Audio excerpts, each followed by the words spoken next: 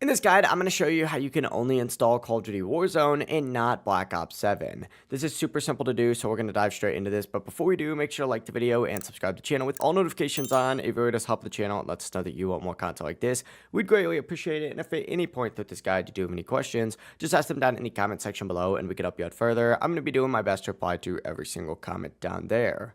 We're going to start with the PC method, then we'll dive into the console method. But if you are on PC, all you need to do is open up your Call of Duty launcher in Steam or Battle.net and find the game in your library. I'm going to use Steam for this example, so I'm going to go into my library real quick, find this, and then right click it and go into Properties. And from here, go into the DLC tab. This is where all your downloadable components of the game are going to be listed. If you only want Warzone installed, go ahead and just scroll down, find Warzone, check it, and uncheck everything else. The campaign, the multiplayer, the zombies, anything you don't want. Just make sure the only thing checked is Warzone down at the bottom. If you're on console, whether it's PS5 or Xbox, it's just as easy. Go back to your home screen and open up the Call of Duty launcher. Select the Options button, and then select Manage Files, and from here you can uninstall Black Ops 7 and keep only Warzone installed. You could also do this through the game by going up to this right-hand sidebar, selecting these three dots, going to Manage Files, finding Call of Duty Warzone, hitting Install, and hitting Uninstall on